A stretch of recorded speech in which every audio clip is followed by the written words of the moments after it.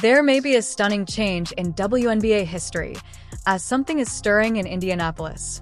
Quiet adjustments in the Fever's front office indicate the unthinkable. It's possible that Caitlin Clark is about to be traded. Although it may appear illogical, there are numerous indicators. After reading this, you'll gain a new perspective on the Fever's future. I've been following the WNBA for a long time and can always tell when something isn't right behind the scenes. The atmosphere in Indianapolis currently feels odd, like a missed foul call in the waning seconds of a deadlocked championship game. Suspicious clues accumulate gradually. No one wants to admit what the complete picture could reveal. I had to buy some new Caitlin Clark gear when they fumble her and she ends up on a different team. And I've said, I thought the Indiana Fever were the best place for her. Midwest team, not far from Iowa. I think a lot of people, I looked forward to driving to Indiana, okay? I think that area aligns with her fan base. But I wonder if the Indiana Fever understand that. So, and the other thing is, and we're gonna take a look at this. I've seen the Scott Agnes article here, where he basically said that Caitlin Clark, basically that Caitlin Clark brings a dark side to the Fever, and her fan go trade Caitlin Clark. It's as simple as that. And we are hearing, just like we had heard from some Mavs commentators, Stephanie White being one of them, a little bit before the Mavs traded Luka Doncic, we were hearing rumblings of the Mavs are better without Luka. All these negative things. We were hearing rumblings of negative things from Luka and negative effect of Luka Doncic on the Mavs organization. Here's what makes this extra crazier. Caitlin Clark is not just another player. She is the player. The individual responsible for elevating the Fever from a joke in the league to a major news story. The reason your grandmother now understands what a Logo 3 is. The franchise's unmistakable icon. She is basketball royalty. Yet here we are, muttering about the impossible, the future without her in Indiana. Remember Stephanie White's return to coach the Fever? Everyone described it as a dream pairing. A championship-caliber coach meets generational talent. Can't miss it, right? However, something is simmering beneath the surface. It's not aesthetically pleasing. According to team sources, conflicts extend beyond plays and rotations to power dynamics and franchise direction.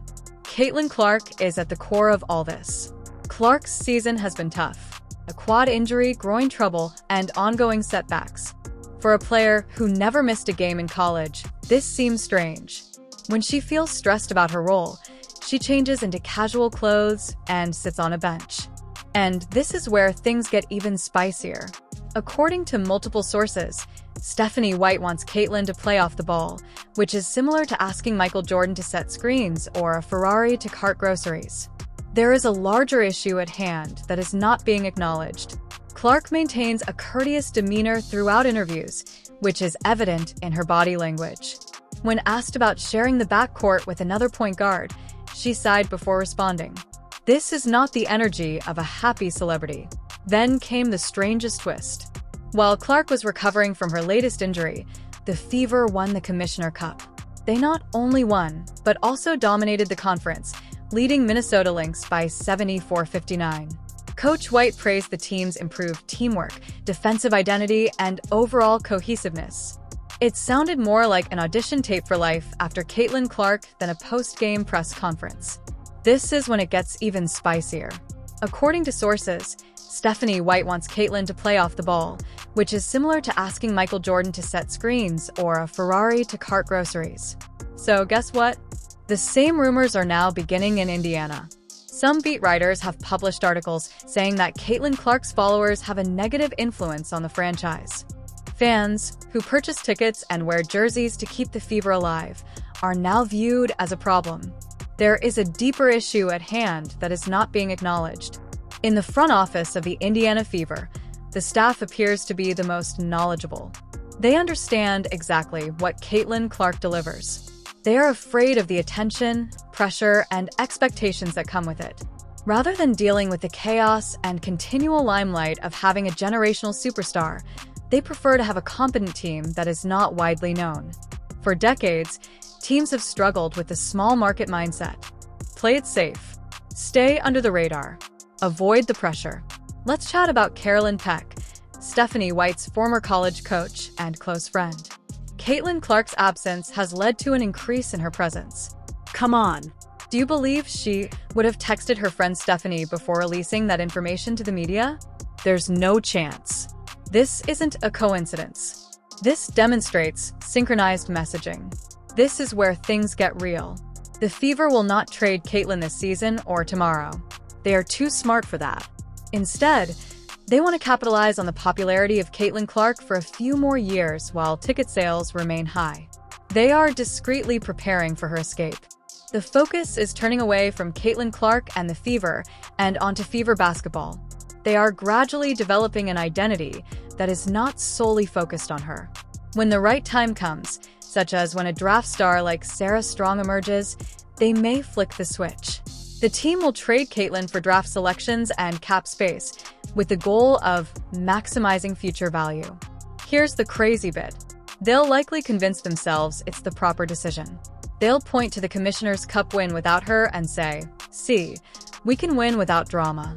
Buzzwords like team culture and sustainability may sound impressive in press conferences, but they are meaningless in a half-empty arena. This is my main source of motivation. Caitlin Clark salvaged the franchise.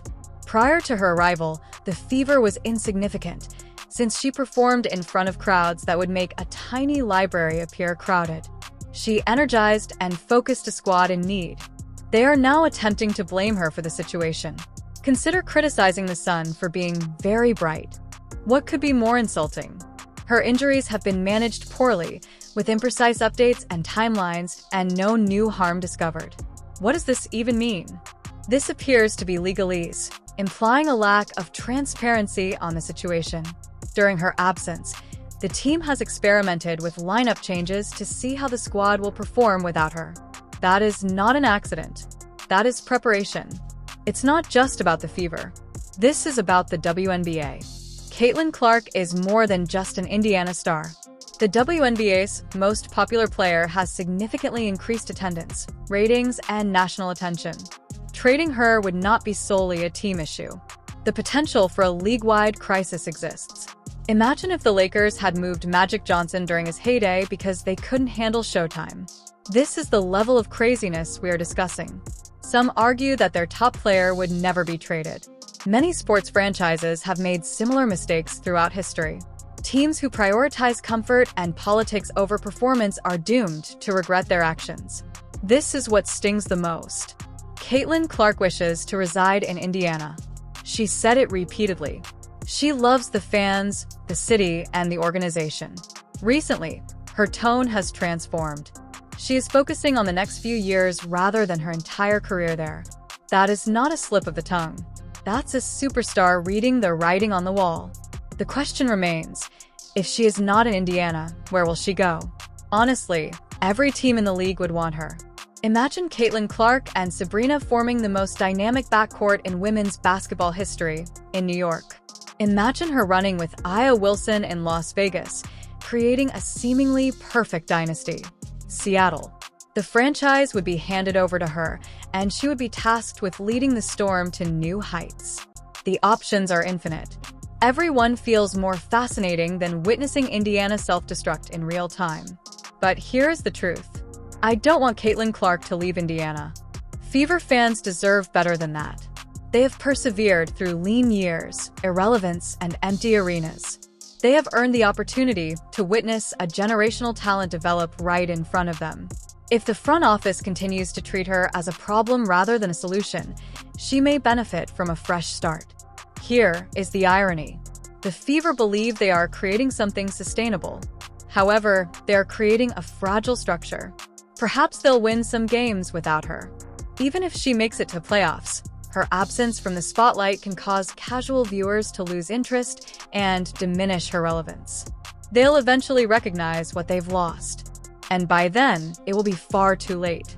This squad has a history of being underappreciated and undervalued. Caitlin Clark's arrival alters their trajectory and reestablishes their significance. However, they still view prosperity as a burden. It's similar like winning a lottery and then whining about the paperwork required to claim the prize. Don't forget about the loyal Fever fans who have been there since the beginning. They deserve better than this passive-aggressive drama. They deserve an institution that welcomes brilliance, not one that avoids it. Caitlin Clark's fans deserve to see her in a Fever shirt for the foreseeable future, rather than always anticipating her next move. The Indiana Fever are at a crossroads. Option 1 involves focusing on the superstar and creating an outstanding experience around her. Option 2. Continue stumbling through leaks and internal drama and watch history repeat itself. The choice should be obvious, but the decision-makers may not perceive it that way. Keep your eyes open. Keep an eye out for anonymous sources, pieces criticizing Caitlin's fanbase, and cryptic injury reports that lack explanation. Also, pay attention to how she is used on court. Is she still the center point, or is she being phased out? We've seen this story before. A superstar conflicts with management. Narratives shift. A trade occurs, and everyone reacts with disbelief. Different leagues, same human nature. Ego, power, and short-sighted decisions. It never changes. So, this is my message to the Fever. Wake awake.